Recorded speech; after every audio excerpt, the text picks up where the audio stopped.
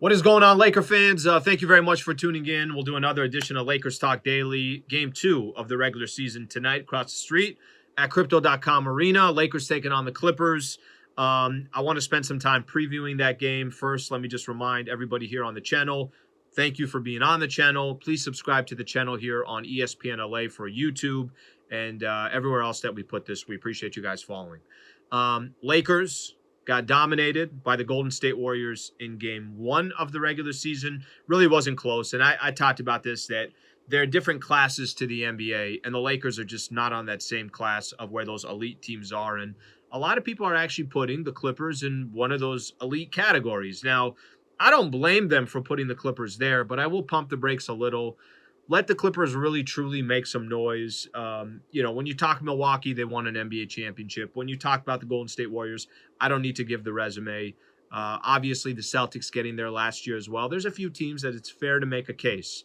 For the Clippers, health is going to be that's been an interesting piece of theirs for these last couple of years. We know what happened with them in the Orlando bubble. They were up 3-1 against Denver, and they completely collapsed, and they did have health. So, some of that stuff I pay attention to, and certainly some of that stuff I try to ignore when it comes to the Clippers. So the Clippers got a lot of work to do, but Laker fans should not be bitter when people say, hey, the Clippers can win the whole thing. They can.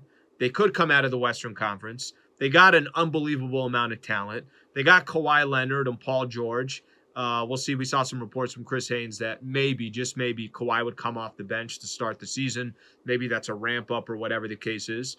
They got incredible depth. They got the coaching, and a coach that has won an NBA championship before. They got an owner that's willing to spend money for whatever it needs to obviously take. So the Clippers got what they need. The question is, can the Lakers be a part of some of these conversations as the season progresses? Right now, I would tell you that's not the case. Now, kind of talking specifically about this game tonight, it's weird about the Lakers. I feel like for the Lakers, we're talking less and less about, hey, how come the Lakers lost to the Warriors? All right, they didn't shoot well, or, turnovers was an issue. I feel like for the Lakers, there's so many side stories that we spend time on, and unfortunately, that has been the case for the Lakers. For example, after the first game, Lakers played against the Golden State Warriors. There was a question to Russell Westbrook on coming off the bench. Did that have anything to do with his hamstring injury? He says, I've been doing the same thing for 14 years. Honestly, I didn't even know what to do pregame. He goes in to kind of just say that, subbing in and coming off the bench was not advantageous to him. Okay? I'm going to leave that story to the side here for a quick second.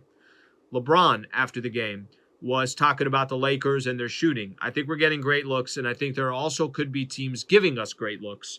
I mean, to be completely honest, we're not a team that's constructed of great shooting, and that's just the truth of the matter. It's not like we're sitting here with a lot of lasers on our team.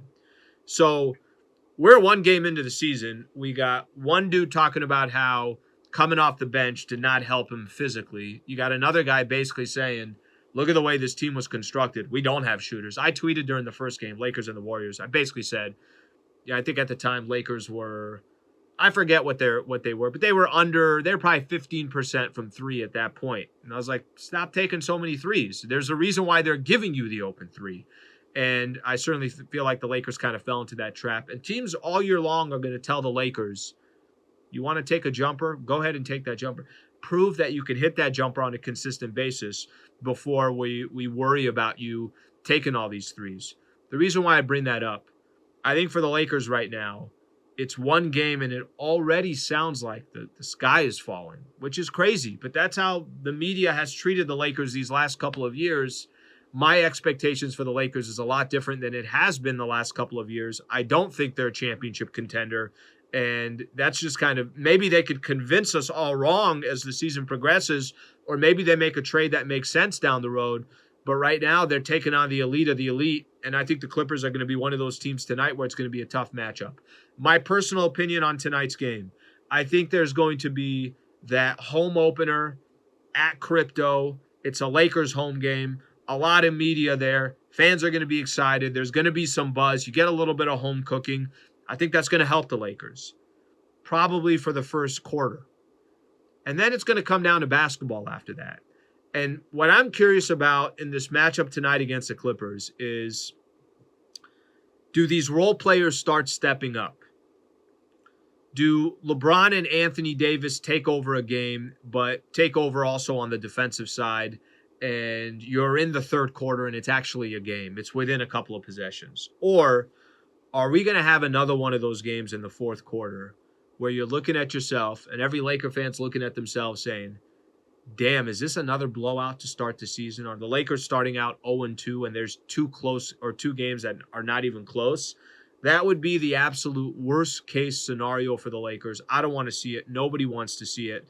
But these could be the two best teams in the Western Conference that the Lakers have faced through the first two games. Make it competitive. I'd love to see nothing more than that Laker crowd energized and ready to go. And I'd love to see nothing more than the Lakers in the fourth quarter making this thing a game. I get stuck with, AD's got to dominate and Bron's got to do this. And these, just play team basketball, play team defense. Do everything you can to make the right pass and do everything you can to make the smart defensive rotations and everything else. And you almost want to just kind of live with the results from there.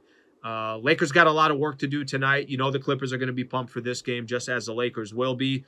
Hopefully, we're in the fourth quarter. There's 6 minutes left to go, and you have no idea who's going to win the game. So that's the hope. We'll see if that's obviously the result for the Lakers. I'm going to throw this out to Laker fans out there.